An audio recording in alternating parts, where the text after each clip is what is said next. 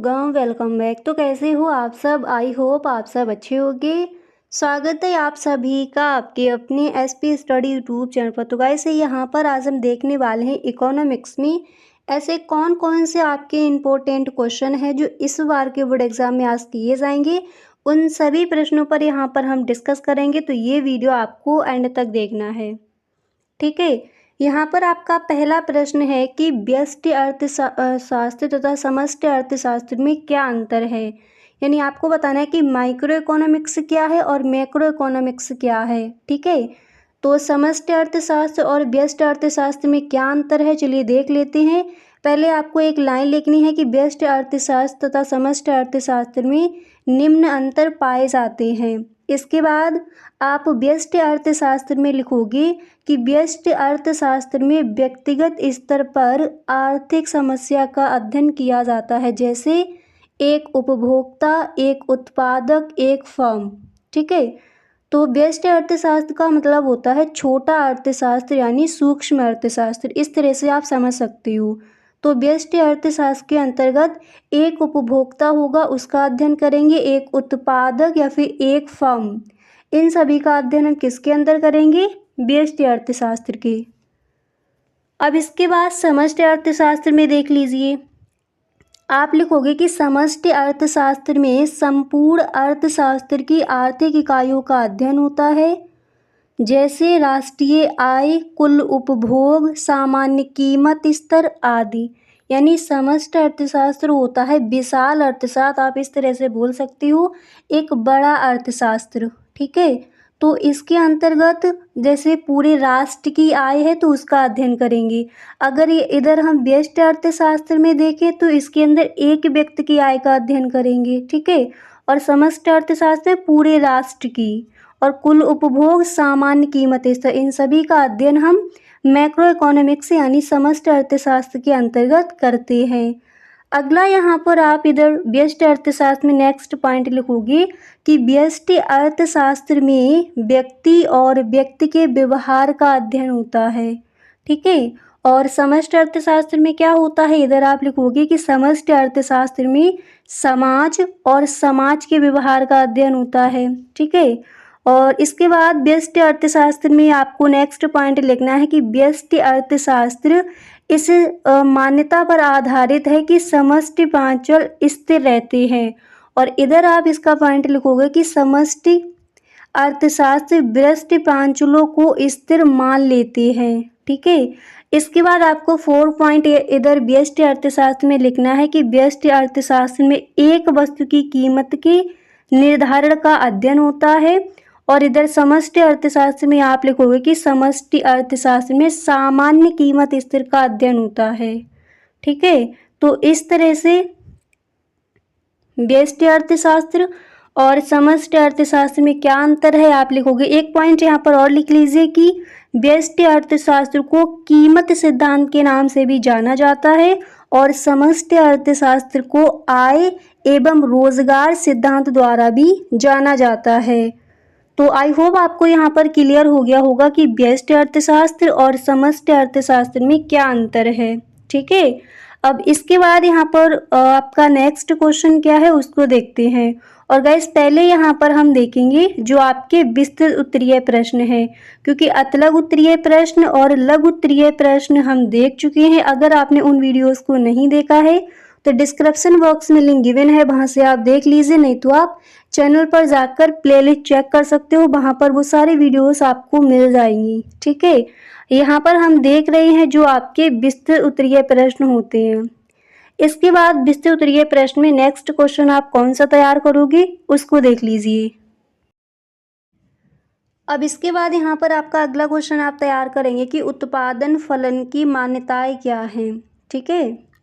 उत्पादन फलन की मान्यताएं भी देख लीजिए और इसी में उत्पादन फलन की विशेषताएं क्या हैं। तो पहले मान्यताएं देख लीजिए। फर्स्ट है कि उत्पादन फलन का संबंध किसी निश्चित समयावधि से होता है।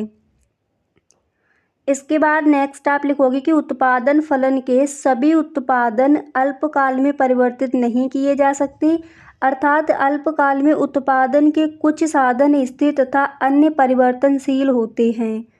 इसके बाद आप नेक्स्ट लिखोगे कि दीर्घकाल में उत्पादन फलन के सभी उपादान परिवर्तनशील होते हैं। और नेक्स्ट पॉइंट आपको लिखना है कि अल्पकाल में तकनीकी स्तर में कोई परिवर्तन नहीं होता। इसके बाद आप हेडिंग डालोगे उत्पादन फलन की विशेषताएं, उनको भी यहीं पर देख लीजिए। तो इसमें आप लिखोगे कि उत्पादन फलन उत्पत्ति के साधनों एवं उत्पादन के भौतिक मात्रात्मक संबंध को बताता है। इसके बाद नेक्स्ट आपको लिखना है कि उत्पादन फलन में उपादानों एवं उत्पादन की कीमतों का कोई समावेश नहीं होता। ठीक है, तो उत्पादन फलन की मान्यताएं क्या हैं, उत्पादन फलन की विशेषताएं क्या हैं, उनको यहाँ पर आपने देख लिया। एक और विशेषता यहाँ पर देख लीजिए, आप लिखोगे कि उत्पादन फलन का संबंध एक समयावधि से होता है। एक समयावधि में एक उत्पादन फलन हो सकता है जो समय की अवधि परिवर्तित होने पर परिवर्तित हो सकता है। ठीक है, तो ये क्वेश्चन आप देख लीजिए, इम्पोर्टेंट है। इसके बाद यहाँ पर आपका अगला क्वेश्चन दिया गया है कि सीमांत उपयोगिता क्या है। ठीक है, तो सीमांत उपयोगिता क्या है, आप इस तरह से लिखोगे। प्रोफेसर बोल्डिंग के अनुसार इन्होंने कहा है कि किसी वस्तु की दी हुई मात्रा की सीमांत उपयोगिता कुल उपयोगिता में होने वाली वृद्धि है जो उसके उपभोग में एक इकाई के बढ़ने के परिणाम स्वरूप होती है। ठीक है, इसके बाद आप इसकी नेक्स्ट डेफिनेशन भी यहाँ पर देख लीजिए। सैमुअल्स के अनुसार इन्होंने कहा है कि सीमांत तुष्ट गुण उस अतिरिक्त तुष्ट गुण को बताता है जो वस्तु की एक अंतिम अतिरिक्त इकाई से प्राप्त होता है। ठीक है, तो सीमांत उपयोगिता क्या है, इसकी यहाँ पर दो परिभाषाएं आपने देख ली।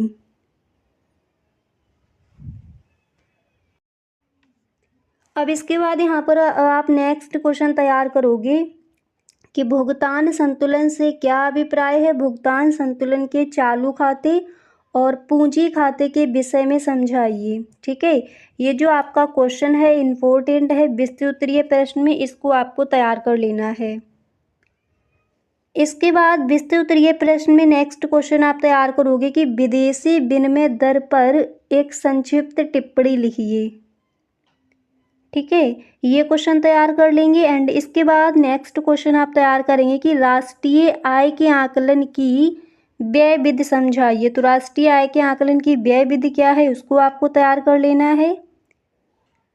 इसी के साथ आप अगला क्वेश्चन ये तैयार कर लेंगे कि तटस्थता वक्र की सहायता से उपभोक्ता संतुलन की व्याख्या कीजिए। तो लॉन्ग आंसर टाइप क्वेश्चंस में कौन कौन से आपके इम्पोर्टेंट क्वेश्चन हैं, वो सभी प्रश्न यहाँ पर आपको मिलेंगे। ठीक है, तटस्थता वक्र की सहायता से उपभोक्ता संतुलन की व्याख्या कीजिए। इसके बाद अगला क्वेश्चन आप ये तैयार करेंगे कि रेखा चित्रों की सहायता से किसी वस्तु की मांग पर निम्नलिखित परिवर्तनों के प्रभाव की व्याख्या कीजिए। तो यहाँ पर फर्स्ट है कि पूरक वस्तुओं की कीमत में वृद्धि, और नेक्स्ट आपको बताना है कि प्रतिस्थापन वस्तुओं की कीमत में वृद्धि। क्वेश्चन क्या है कि रेखा चित्रों की सहायता से किसी वस्तु की मांग पर निम्नलिखित परिवर्तनों की व्याख्या कीजिए। पूरक वस्तुओं की कीमत में वृद्धि और दूसरा प्रतिस्थापन वस्तुओं की कीमत में वृद्धि। तो विस्तृत उत्तरीय प्रश्न में आप इन क्वेश्चंस को तैयार करेंगे। ठीक है, इसके बाद यहाँ पर एक प्रश्न आप और देख लीजिए, इसको भी आपको तैयार कर लेना है कि गुणक क्या होता है, विवेचना कीजिए। ये क्वेश्चन आपका शॉर्ट आंसर टाइप क्वेश्चंस में दिया जाता है, तो विस्तृत में भी इसको आपको तैयार कर लेना है कि गुणक क्या होता है, विवेचना कीजिए। कई बार ये क्वेश्चन आपका बोर्ड एग्जाम में पूछा गया है। ठीक है, तो इम्पोर्टेंट क्वेश्चन है कि गुणक क्या है, विवेचना कीजिए, इसको भी तैयार कर लेंगे।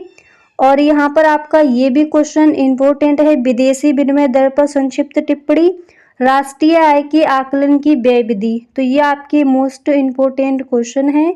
इन सभी प्रश्नों को आपको तैयार कर लेना है विस्तृत उत्तरीय प्रश्न में। ठीक है।